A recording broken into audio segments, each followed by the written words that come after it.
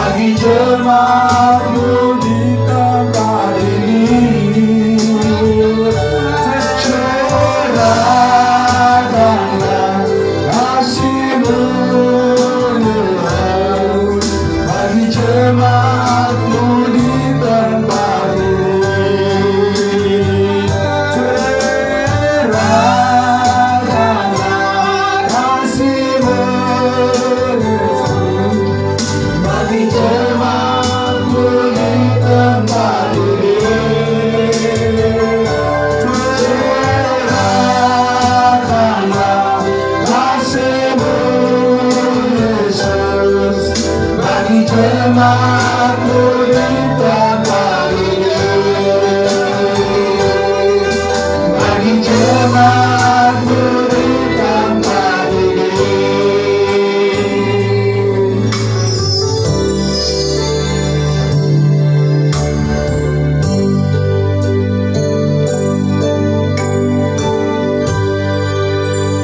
Benar Tuhan, kami sangat rindu curahan kasih kuasa-Mu terjadi dalam setiap hidup kami lepas pribadi. Pada saat siang hari ini, kami bersyukur berterima kasih atas segala kemurahan-Mu. Kami boleh ada di tempat ini. Biarlah kami boleh menikmati kasih karunia Tuhan sehingga sukacita damai sejahtera menjadi bahagian setiap langkah hidup kami di hari lepas hari kami. Terima kasih Tuhan, kami akan rindu juga mendengarkan kebenaran firman Tuhan pada siang hari ini. Mari Tuhan berfirman-Lah, karena kami semua orang kudus-Mu sudah siap untuk diberkati lewat isi pikiran Tuhan kepada kami yang hadir pada saat ini dan juga yang mengikuti live streaming. Terima kasih Tuhan, terpujilah nama-Mu. Di dalam nama Tuhan Yesus Kristus kami berdoa mengucap syukur. Haleluya. Amin. Amin.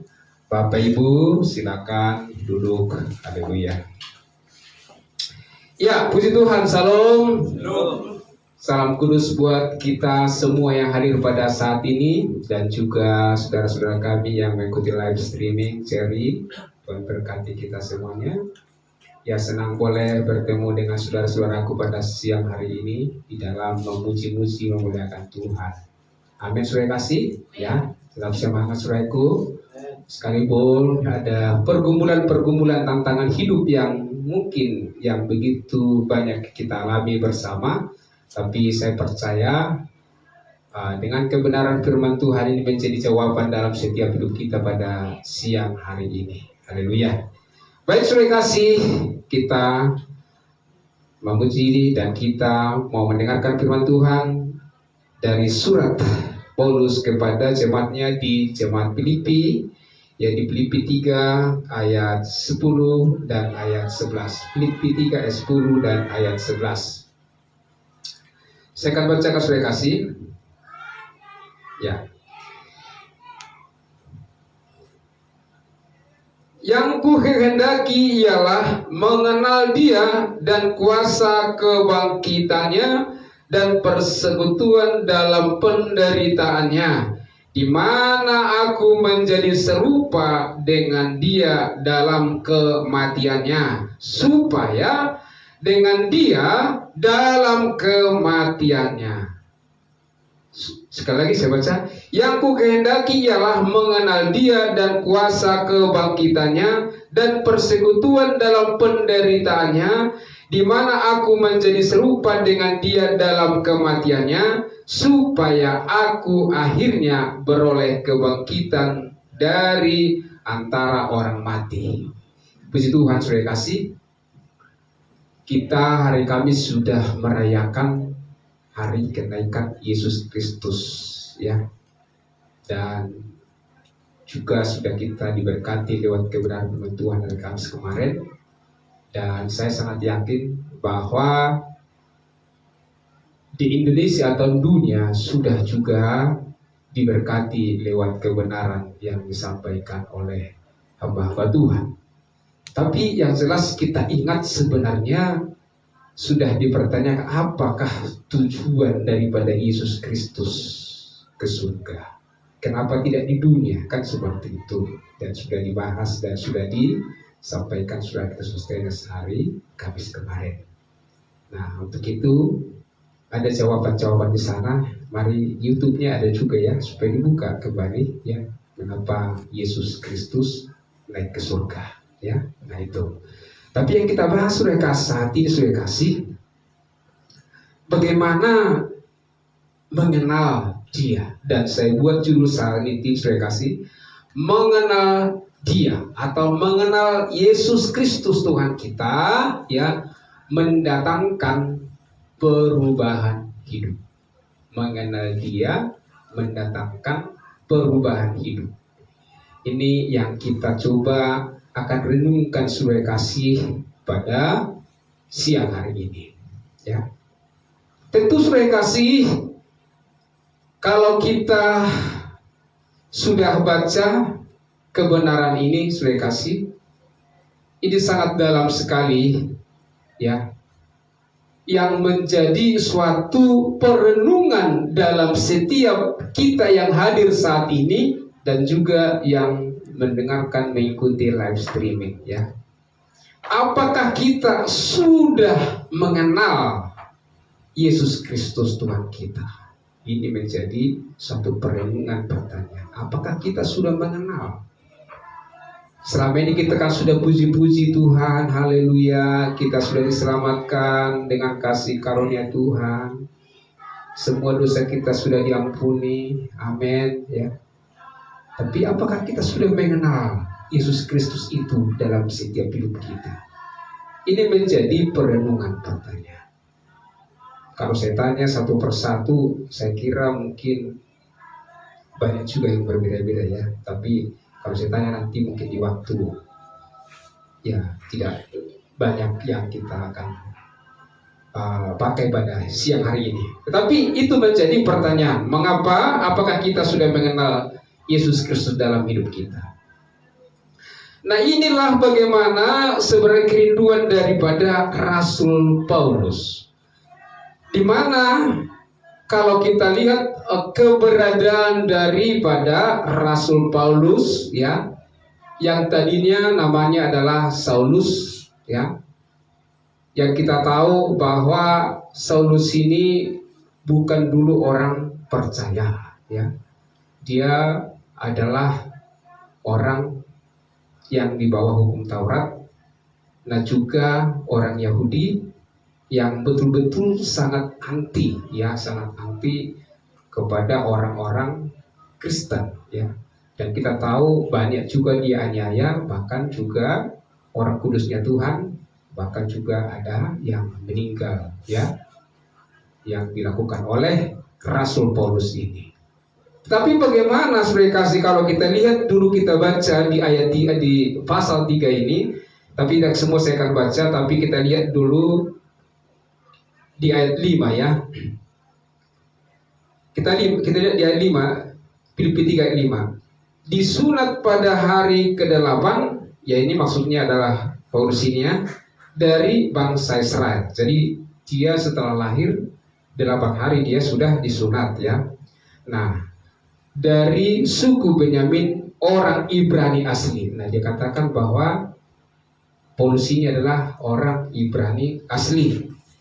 Tentang pendirian terhadap hukum Taurat, aku orang Farisi. Nah, ini keberadaan dari Paulus itu sebenarnya. Nah, kemudian apalagi ayat 6. Tentang kegiatan aku penganiaya jemaat. Ya, sudah jelas tadi kita sampaikan, penganiaya jemaat tentang kebenaran dan dalam mentaati hukum Taurat, aku tidak bercacat. Jadi artinya hukum Taurat yang sudah ada, dia tidak ada, semua dilakukan dan tidak bercacat. Coba, sampai begitu luar biasanya Paulus ini sebenarnya yang hebat ya.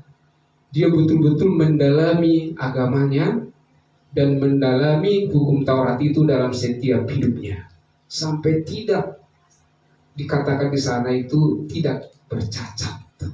Bayangkan ya. Tetapi ya, walaupun sudah tidak bercacat dan dia sudah lakukan semuanya ya, tetapi apa yang dahulu merupakan keuntungan bagiku. Jadi dia banggalah kalau dia melakukan dan dia orang taat dan dia melakukan hukum Taurat dan tidak bercela ya, ya banggalah dia. Ya namanya orang-orang kalau sudah kita lihat orang-orang katakan seperti ini, ya banggalah ya, dia ya melakukannya dengan baik. Ya saya kira kita senanglah, dan orang-orang Yahudi juga sangat senang melihat daripada Paulus ini ya. Tetapi apa yang dahulu merupakan keuntungan bagiku ya, sekarang kuanggap rugi karena Kristus. Inilah luar biasanya yang begitu sangat ada perubahan total di dalam setiap hidup dari Paulus ini. Yang dianggap dulu sebagai keuntungan bagi dia, ya, tetapi setelah dia mengenal Kristus ini, nah dianggap sampah dan dianggap sebagai kerugian, ya kerugian setelah mengenal Kristus. Nah, malahan ayat 8, malahan segala sesuatu kuanggap rugi karena pengenalan akan Kristus Yesus. Ya. Malahan segala sesuatu kuanggap rugi karena pengenalan akan Kristus Yesus Tuhanku lebih mulia daripada semuanya. Oleh karena dialah aku telah melepaskan semuanya itu dan menganggapnya sampah supaya aku memperoleh Kristus. Jadi saudara kasih, setelah Paulus ini mengenal Kristus itu, yang selama ini sebagai katakan dia apa yang sudah dilakukan, nah di dalam hukum Taurat, dia menganggap rugi dan merasakan dia menganggap itu semua sampah karena pengenalan akan Kristus. Nah ini yang didalami. Jadi artinya pengenalan ini yang kita coba dulu, artinya kita coba renungkan bagaimana pengenalan daripada Paulus ini, sehingga kita nanti orang kudusnya Tuhan, bagaimana kita bisa mengenal Kristus itu supaya kita bisa, apakah ada perubahan dalam setiap hidup kita. Ini yang penting saudara kasih, sebagaimana yang kita lihat di dalam firman Tuhan yang saat ini. Jadi setelah itu, setelah artinya Paulus mengenal Kristus itu, perubahan itu dalam hidupnya dianggap selama ini sebagai kebanggaan, dalam setiap hidupnya dianggap sampah, dianggap sebagai kerugian total dalam hidupnya. Luar biasa. Nah ini adalah suatu kasih karunia yang betul-betul yang dia terima oleh Paulus, sehingga dia menyadari yang begitu sangat pentingnya rupanya pengenalan akan Kristus itu dalam setiap hidupnya. Itu yang sangat penting. Jadi kita orang Kristen bukan hanya dengan ibadah, rutinitas ibadah sudah pulang, nanti di rumah makan, tidur, kerja, hari Minggu ibadah. Bukan begitu sebenarnya yang dilihat oleh, kita lihat di dalam kebenaran ini. Tapi betul-betul pengenalannya itu seperti apa? Seperti apa? Nah, sehingga dia 9 dikatakan, dan berada dalam dia, dalam Kristus maksudnya, bukan dengan kebenaranku sendiri. Artinya, kalaupun Paulus ini sudah dibenarkan dan sudah ditangkap oleh Tuhan Yesus Kristus dan dipakai menjadi alatnya, dan dia mau berubah dalam hidupnya, ya, dia menganggap bahwa dia, walaupun dia sudah taat di situ, dia menganggap bahwa kebenaran itu bukan karena kebenaran dia, tapi kebenaran Tuhan Yesus Kristus, ya, yang terjadi dalam setiap hidupnya. Nah, sehingga dikatakan seperti yang sebelumnya, dan berada dalam dia bukan dengan kebenaranku sendiri karena mentaati hukum Taurat, melainkan dengan kebenaran karena kepercayaan kepada Kristus, yaitu kebenaran yang Allah anugerahkan berdasarkan kepercayaan. Jadi karena kepercayaan kita itulah kepada Kristus. Jadi kalau kita sudah mengenal, coba kita bayangkan ini bagi orang, saya katakan dulu orang yang sudah berkeluarga, ya. Saya sudah punya istri. Waktu saya mengenal istri saya ini dulu, ya tidak langsung artinya saya jadi langsung menikah, tidak kan? Yang penting harus saya dalami dulu, wah bagaimana kira-kira baik tidak enggak ya? Walaupun saya sudah pertama senang, tapi pasti saya akan tanyakan dulu, ya bagaimana, apakah sudah punya pacar? Ya kita tanya semua kan? Nah, dan kita dalami bagaimana sikapnya, ya. Nah kemudian ada nggak kira-kira kecocokan, ya kan seperti itu. Jadi saling di sana itu ada, ya saling ada suatu hubungan yang intim, artinya keseriusan di dalamnya itu ada. Sehingga dengan keseriusan itulah semakin kita mengenal dia. Jadi apa saja artinya keberadaan istri saya tahu, dan sebaliknya seperti itu. Nah inilah keberadaan kita mengenal itu, ya seperti itu. Nah jadi ini gambaran yang artinya bagaimana pengenalan kita itu kepada Kristus, ya betul-betul supaya kita nanti bagaimana perubahan hidup kita itu menjadi seperti yang diinginkan oleh Tuhan. Nah jadi Paulus pun demikian, setelah Tuhan menangkap dan memakai oleh Paulus, jadi Paulus juga rindu bagaimanakah sebenarnya mengenal Yesus Kristus sebenarnya. Jadi, nah kita lihat bagaimana setelah di sini dikatakan mengenal, ya aku hendak mengenal dia. Baru setelah dia mengenal dia baik. Dia sudah ada janjinya bahwa kalau bersama Kristus, ya kita memang sudah diberikan jaminan keselamatan kekal, ya sudah ditawarkan itu kepada setiap manusia. Nah, ada banyak janji yang disampaikan kepada Paulus. Nah, kemudian itu setelah dia mengenal itu, baru kemudian dia dikatakan di sini kemudian yang kukehendaki adalah kuasa kebangkitannya. Ya, dia sudah mengenal dia. Nah, kemudian kita tahu bahwa Yesus Kristus mati di kayu salib 2000 tahun yang lalu dan dikuburkan dan dia bangkit. Nah di situ, nah dengan kebangkitan Kristus itulah dia lebih lagi semangatnya berapi-api untuk menyampaikan kebenaran kepada banyak orang, karena kalau tidak dia bangkit maka sia-sia juga pemberitaan daripada Rasul Paulus ini kepada banyak orang. Nah itu, jadi dari sinilah semakin dia mengerti bahwa Allah itu, Allah yaitu Yesus Kristus adalah luar biasa, yang benar-benar dahsyat, sangat dahsyat. Dia mati rela untuk mengampuni segala dosa-dosa manusia yang percaya kepadanya dan memberikan kehidupan yang kekal kepada orang yang percaya kepada orang kudusnya tadi.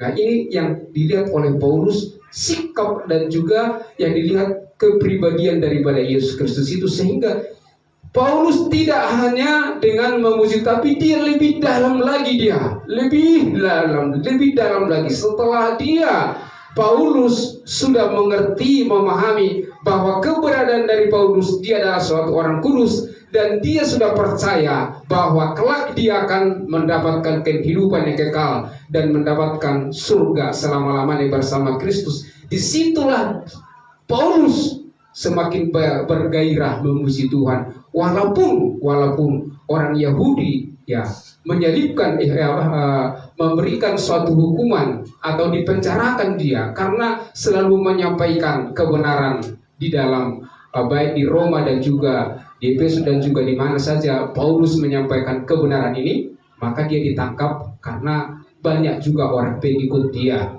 Tetapi Paulus di situ kita lihat tidak sampai menyerah, tetapi dia semakin bergairah di situ. Nah, disitulah pengenalan itu. Jadi kita bisa bayangkan, saudara kasih, kita bayangkan ketika seseorang yang kita kasihi, walaupun bagaimana, walaupun dia dipenjarakan, walaupun dia sakit, tetap kita akan kasihi dia sebenarnya. Kita kasihi dia, kita bangun, kita doakan dia, dan kita tetap mengaku dia adalah sebagai suami kita, sebagai istri kita, sebagai anak kita, ya. Tetap kita kasih dia. Karena apa? Karena kita sudah mengenal seseorang itu. Nah, demikianlah Paulus itu setelah dia mengenal Yesus Kristus sebagai Tuhan, dia lebih mengenal, dia lebih dalam lagi. Sehingga saudara kasih, perubahan dalam hidupnya pun artinya tidak lagi melakukan hal-hal yang duniawi. Dia tidak lagi seperti yang dulu adalah dia bisa menghakimi atau juga membunuh orang-orang Kristen, menganiaya orang-orang Kristen, tapi dia tidak lagi melakukan itu. Dia tidak lagi melakukan dan mentaati hukum Taurat, karena yang sebenarnya tidak akan mampu banyak orang, termasuk orang kudusnya, mentaati kebenaran firman hukum Taurat itu. Tapi dia tahu bahwa Paulus ini hidup dan diberikan kekuatan, kemampuan adalah karena sumbernya adalah karena kasih karunia Tuhan, sehingga dia mampu walaupun dia di penjara, tetap dia semangat menyampaikan pikiran Tuhan, menyampaikan berita Injil kasih karunia kepada banyak orang. Karena dengan kuasa kebangkitannya itulah Paulus semakin bergairah, walaupun ada masalah-masalah yang banyak dihadapi oleh Paulus itu. Demikian juga orang kudus, saudara kasih. Apalagi saat ini kita tahu ya saudara kasih, yang begitu banyak kesulitan kita lihat saudara kasih. Apakah kesulitan di dalam hal ekonomi, ya kesulitan juga boleh katakan rata-rata ya mendidik anak-anak sudah semakin sulit karena adanya HP ini sebenarnya. Dan kalau kita mungkin didik dia, mungkin dia sudah mulai tidak seperti kita inginkan, mungkin dia agak melawan, ya tetapi tidak dituruti. Ya ini kesulitan juga saudara kasih bagi orang tua ya. Nah, dan juga demikian juga istri sulit kadang untuk berkomunikasi dengan suami, dengan anak, dan juga suami demikian. Ya begitulah keadaan saat ini. Karena kita harus sadar saat ini kita lihat, ketika banyak saat ini di rumah, siapa yang kita komunikasi itu sebenarnya sudah katakan sudah tidak seperti yang diinginkan oleh Tuhan. Tetapi sudah banyak berkomunikasi dengan alat-alat seperti alat komunikasi seperti HP. Ya. Coba lihat dulu sekarang di rumah-rumah atau naik kereta api, semua tunduk dengar diam, tapi itu semua HP dilihat ya kan, HP. Tidur pun juga HP, pagi juga HP, semua HP. Yang membuat kadang kita jengkel kadang-kadang ya melihat kondisi. Tapi itulah kondisinya. Dan juga ada kesulitan mencari pekerjaan, ya. Ada juga sulit juga saat ini seperti umpamanya bagi sebagian banyak orang jodoh, ya kan? Karena saat ini penjodohan juga dari HP ini juga sudah banyak. Wah, di update ini ada hubungan, ada bisa saling janji dan lain sebagainya. Jadi artinya secara pertemuan sepertinya agak sulit. Itulah keadaan ini. Tetapi kita orang kudusnya jangan terlalu fokus di dalam hal ini, walaupun secara realita saudara kasih sudah terjadi ini, tetapi kita harus tahu bahwa kuasa kebangkitan Kristus itu bisa mengubah apa yang telah kita lihat di kondisi-kondisi dunia ini saat ini. Kuasa kebangkitan Kristus itu mengubah kita menjadi orang pemenang, karena Tuhan sudah mengalahkan maut, ya. Kuasa dosa sudah dikalahkan oleh Yesus Kristus, dan dia bangkit itu untuk kita memperoleh kehidupan kekal. Ini menjadi suatu sukacita besar bagi kita orang Kristen, saudara kasih. Karena banyak juga orang-orang tidak yakin di dalam kebangkitan Kristus itu. Tetapi kita orang kudusnya saat ini ditekankan dan diingatkan bahwa setelah kita mengenal Kristus, maka kita juga mengenal dan kita juga melihat bagaimana kuasa kebangkitan itu terjadi dalam setiap hidup kita, terjadi setiap permasalahan hidup kita. Jika kita ada persekutuan yang indah dengan Tuhan, itulah pengenalan itu, saudara kasih. Ada pengenalan, kita ada suatu hubungan yang intim dengan Tuhan kita. Terima kasih Tuhan, melalui puji-pujian, melalui doa kita, melalui kebenaran firman Tuhan, saudara kasih. Makanya saudara kasih, saya minta kita semua rajin kita saat ini belajar firman Tuhan ini. Jangan hanya kita dengar sekali seminggu, tapi dengar dan artinya renungkan, kita renungkan. Kalau kita renungkan kebenaran firman Tuhan, saudara kasih, kita dikuatkan. Sehingga masalah-masalah yang kita tadinya ada yang di depan kita atau dalam keluarga kita, kita dihiburkan dan dikuatkan dan datang kepada Tuhan. Dan itulah cara kita pengenalan itu sebenarnya. Jadi kita mau dulu. Kalau kita mau dirubah oleh Tuhan sebenarnya, ya kita berubah seperti Paulus ini. Ya kalau Paulus nggak mau, ya nggak mau, nggak jadi dia. Saya kira begitu ya. Tapi Paulus dia rutin, dia juga artinya serius, sungguh-sungguh. Apa yang disampaikan Tuhan didengar, diimani. Itu sebenarnya. Dan dia menjadi pelaku kebenaran itu dan dipakai Tuhan untuk mengabarkan kabar baik ini. Sehingga kuasa kebangkitan itu dia boleh menikmatinya. Boleh artinya dirasakan oleh Paulus ini. Buktinya, walaupun persoalan-persoalan itu dihadapi yang kita tahu, tapi dia tidak pernah mengeluh sebenarnya. Dia tetap tenang. Walaupun di penjara, tetap dia menulis firman Tuhan, surat kepada jemaat-jemaat, termasuk di jemaat di Filipi. Itu di situ, walaupun di penjara. Itu adalah kasih karunia yang luar biasa, saudara kasih. Karena dia sudah rubah hidupnya, karena dia sudah sangat yakin. Ketika dia sudah diselamatkan, ya ada tugas hal-hal yang memang disampaikan Tuhan kepada Paulus, memberitakan ini. Jadi tidak hanya dengan keselamatan itu, karena nanti upahnya pun juga nanti diberikan Tuhan kepada Paulus. Dan ini yang penting kita paham, sudah kasih. Jadi bukan sekedar hanya kita yakin sudah selamat dan memperoleh keselamatan kekal, tidak demikian. Nah itu, jadi kuasa kebangkitannya. Jadi, nah bagaimana kita setelah kita mengetahui kuasa kebangkitan dan seluruh persoalan kehidupan kita, bahwa kuasa kebangkitan itu bisa kita dimampukan dalam persoalan itu, sehingga ada solusi-solusi yang Tuhan berikan kepada kita. Maka juga dikatakan di sini lagi, bagaimana yang dikehendaki oleh Paulus itu adalah, yaitu dikatakan, dan persekutuan dalam penderitaannya. Jadi tadi ya mengenal kuasa kebangkitan dan juga dalam penderitaan Yesus Kristus. Ada mungkin pertanyaan dalam hati kita, aduh bagaimana bisa nggak kira-kira saya bisa mengikuti penderitaan seperti Kristus, seperti itu. Tapi yang dimaksud oleh Paulus di sini sebenarnya persoalan-persoalan yang kita hadapi, walaupun kita sudah yakin dengan pasti bahwa kita selalu tetap ditolong oleh Tuhan. Kita menyampaikan kabar baik kepada banyak orang, kepada saudara-saudara kita, walaupun mungkin ditolak atau diledek, ya seperti itu ya. Tetapi kita tidak bisa emosi dan kita tidak selalu jadi jadi menyerah, tidak. Tetapi kita semakin bergairah di dalamnya untuk menyampaikan berita itu. Itu sebenarnya yang dimaksud dalam penderitaan. Bukan penderitaan seperti yang dalam Yesus Kristus sampai dia diolok-olok, dibunuh. Tidak demikian maksudnya oleh Paulus. Ya, jadi artinya, supaya kita selalu mengenal dalam persekutuan dalam penderitaan. Persekutuan dalam penderitaannya. Jadi artinya ada masalah-masalah kita hadapi tentang pemberitaan kebenaran, tapi kita tidak selalu menyerah, tetapi selalu bergairah untuk menyampaikan di sana. Itu maksud daripada Paulus kepada orang-orang kudusnya supaya tetap kuat dan kokoh dan semangat terus untuk menyampaikan kebenaran firman Tuhan itu. Nah, kemudian apa lagi yang dikatakan?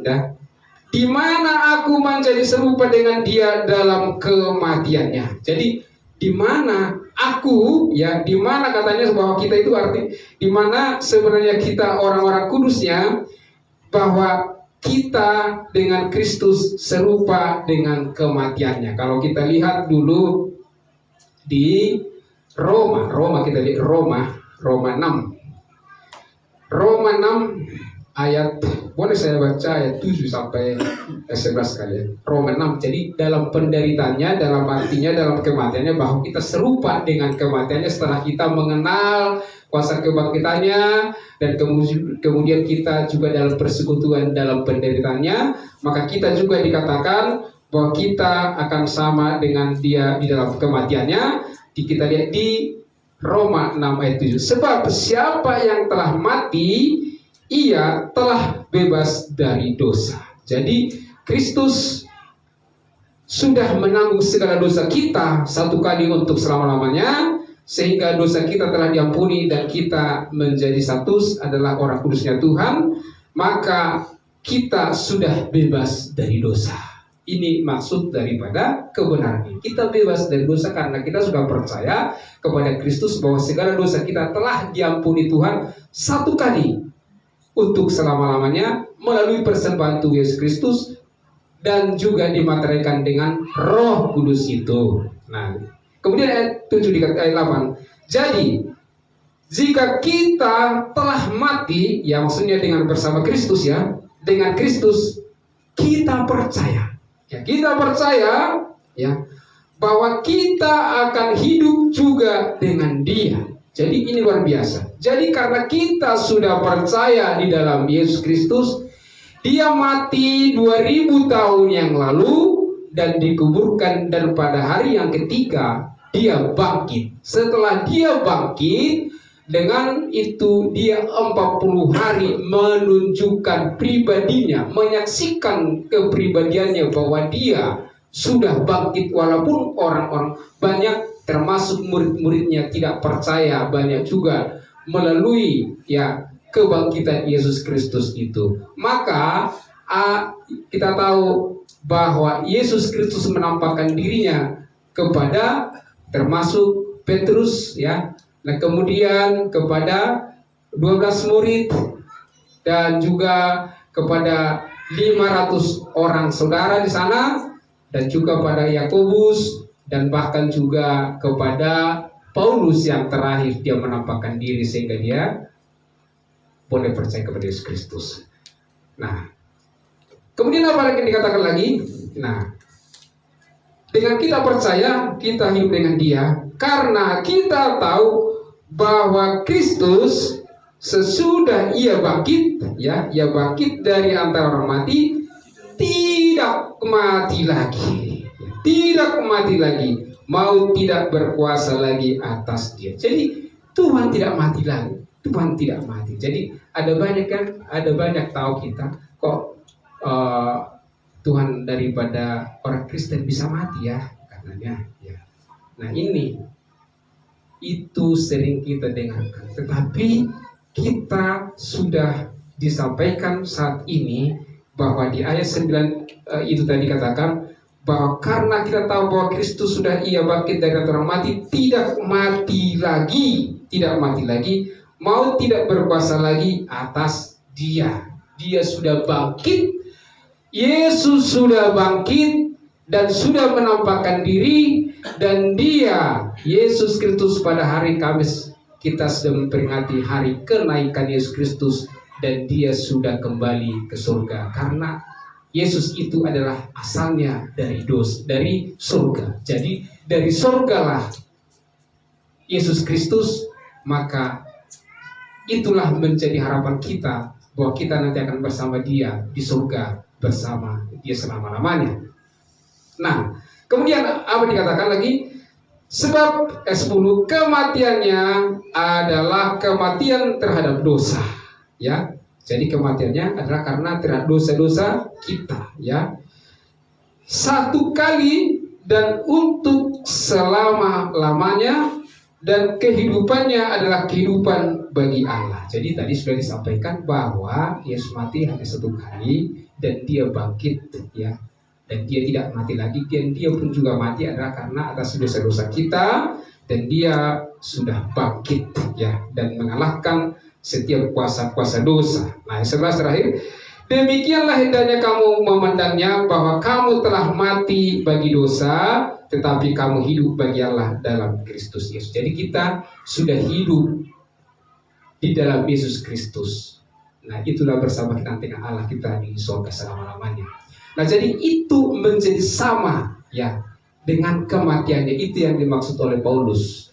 Jadi kita orang kudusnya ini berbahagia mengerti, mengenal daripada kebenaran ini. Karena banyak saudara kasih yang kita lihat, saudara, coba ya dengar baik itu persekutuan-persekutuan yang lain dan juga YouTube, bagaimana tentang rahasia-rahasia yang Tuhan berikan kepada orang kudusnya, selalu hal-hal yang baru. Supaya apa? Supaya kita lebih mengenal Yesus Kristus itu lebih lagi, sehingga kita tidak lagi hanya monoton seperti, tapi betul-betul ada perubahan dalam setiap hidup kita, ada perubahan itu. Jadi kalau kita tidak belum berubah, artinya masih saya pikir, nah ini perlu kita berdoa. Karena kalau kita sudah memang mengenal Yesus Kristus itu dengan benar, maka kita selalu datang kepada kebenaran itu. Datang kepada kebenaran, merenungkan kebenaran itu. Terima kasih Tuhan atas kebaikan-Mu. Terima kasih Tuhan, Engkau sudah berikan keselamatan kekal di dalam setiap hidup kami. Karena tidak banyak orang, ya, walaupun kita tanya saudara kasih, apakah engkau sudah mengenal Yesus Kristus? Ya, kenal. Tapi kalau kita tanya mengenal seperti apa, kita harus tahu mengenal seperti apa. Tetapi kita mengenal Yesus Kristus itu adalah bahwa Dia sudah menjamin kepastian keselamatan kepada kita, karena kita sudah ditebus dengan darahnya yang kudus itu, ya, untuk mengampuni segala dosamu yang dulu, sekarang, dan yang akan datang. Sehingga kuasa dosa tidak lagi berkuasa dalam setiap hidup kita. Itu yang luar biasa. Tadi sudah disaksikan oleh anak sekolah ini. Jadi kuasa dosa tidak lagi berkuasa. Dan inilah pengenalan itu yang sesungguhnya. Sehingga dengan ungkapan terima kasih kita kepada Tuhan, terima kasih atas keselamatan yang Tuhan berikan kepada kita. Karena kita tahu bahwa hidup itu, kalau nanti kita sudah meninggal, saudara kasih, ini yang menjadi suatu perenungan bagi setiap hidup orang kudus, supaya kita semangat untuk kita terus datang kepada kebenaran dan juga kepada keluarga, dan kita tidak jemu-jemu menyampaikan. Tapi dari kita dulu, saudara, dari kita dulu, ya, kita mau, Tuhan, aku mau berubah, Tuhan, seperti Paulus, mau mengenal Engkau dengan benar. Mau juga Tuhan merasakan bagaimana kuasa kebangkitan itu terjadi dalam setiap hidup saya. Saya mau berubah, Tuhan. Dan juga saya mau dengan persekutuan dengan penderitaan. Artinya, tetap kita tidak hanya dengan indah-indah dalam hidup ini, tetapi terus kita akan selalu tetap datang rindu mengenal Dia lebih dalam lagi. Nah, jadi saya simpulkan, saudara kasih, untuk kebenaran firman Tuhan ini. Mari kita lihat dulu 1 Korintus 15. Kita lihat 1 Korintus. Boleh 1 Korintus 15. 1 Korintus 15 ayat 57 dan ayat 58. Boleh saya baca, ya, sudah kasih. Tetapi syukur kepada Allah yang telah memberikan kepada kita kemenangan oleh Yesus Kristus Tuhan kita. Tetapi syukur kepada Allah yang telah, ya, sudah diberikan, maksudnya yang telah memberikan kepada kita kemenangan oleh Yesus Kristus Tuhan kita. Katakan amin, saudara kasih. Amin. Kemenangan sudah ada di pihak kita, ya. Bahkan lebih dari pemenang. Kenapa, saudara kasih? Karena kita sudah diberikan kebebasan. Artinya kita sudah diampuni segala dosa kita. Inilah kemerdekaan kita. Inilah menjadi kemenangan dalam setiap hidup kita, bahwa mau tidak ada berkuasa dalam hidup kita, tapi kita sudah kemenangan karena Yesus sudah menang dan sudah mengalahkan. Buat itu makanya kita menjadi pemenang. Nah, dikatakan lagi di 58. Karena itu, saudara-saudaraku yang kekasih, berdirilah teguh, jangan goyah, dan giatlah selalu dalam pekerjaan Tuhan, sebab kamu tahu bahwa dalam persekutuan dengan Tuhan jerih payahmu tidak sia-sia. Jadi tetap kuat, saudara kasih. Ada masalahmu, tahu bahwa kuasa kebangkitan menolongmu, ya. Mau berubah, minta kepada Tuhan secara pribadi. Saya mau berubah, Tuhan. Saya mau, Tuhan, Engkau pakai masyarakat.